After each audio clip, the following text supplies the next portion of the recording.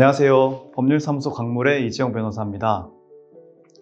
오늘은 명예훼손 사건에서 시간이 얼마나 중요한지, 초기 대응이 어떻게 결과를 바꿀 수 있는지 실제 사례를 통해서 말씀드리고자 합니다. 오늘 소개할 사건은 초등학생이 다른 학부형을 명예훼손으로 고소한 사건입니다. 겉으로는 초등학생 아이가 고소인이지만 실상은 그 부모가 아이의 이름으로 의뢰인을 고소한 사건이었는데요. 사건의 경위는 간단합니다. 학부모들끼리 3-3-5 모여서 자녀들에 대한 이야기나 자녀들의 학교 이야기를 나누었습니다. 그런데 문제가 되는 것은 그 이야기들 중에 특정 아이에 대한 부정적인 내용이 담겨 있었다는 점인데요.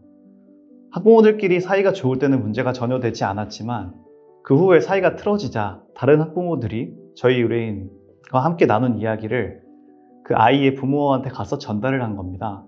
그래서 화가 난 아이의 부모는 저희 의뢰인을 고소한 사건이었습니다. 다행스럽게도 저희 의뢰인은 고소를 당하자마자 저희를 바로 찾아주셨습니다. 그렇게 이러한 초기 대응이 이 명예훼손 사건에서 성공으로 이끄는 가장 중요한 요소였는데요. 저희는 즉시 다음과 같이 대응하였습니다.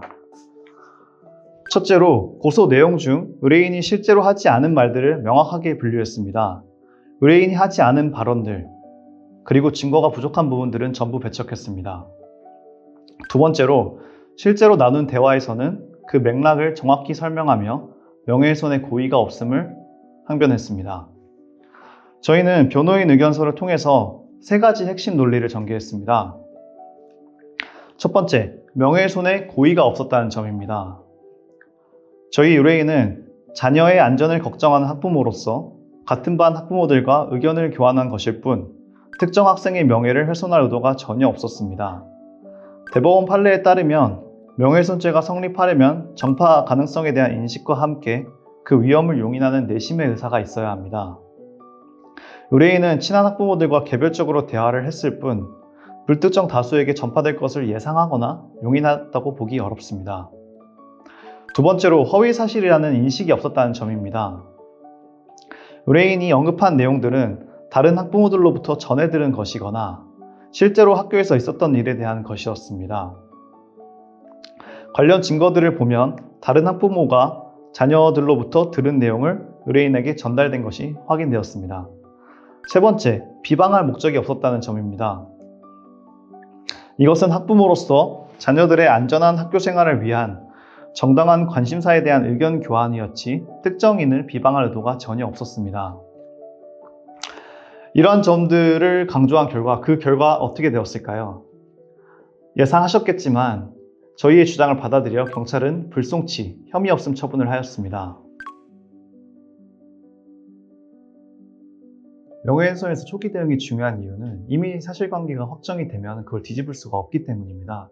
그렇기 때문에 재판 단계에 나아가서는 이미 수사 단계에서 확정된 사실들에 대해서 바꿀 수가 전혀 없어요. 그렇기 때문에 초기 단계에서 내가 하지 않은 사실관계에 대해서 정확하게 짚는 것이 중요하고, 나아가 이제 법정에 나아가서 무죄를 받으면 무슨 소용이 있습니까?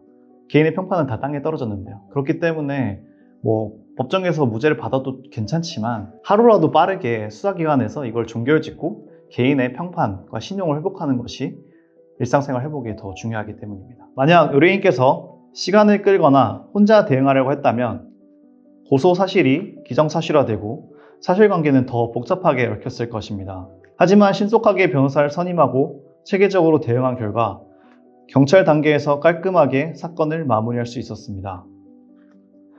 명예훼손 고소를 당하셨거나 명예훼손 피해를 입으셨다면 지금 즉시 변호사를 찾아 상담하시길 바랍니다. 법률사무소 강물, 그리고 저희 트리플리의 젊은 변호사들은 명예훼손을 비롯한 다양한 형사사건에서 풍부한 경험과 노하우를 가지고 있습니다. 여러분의 권리를 지키기 위해 최선을 다하겠습니다. 고맙습니다.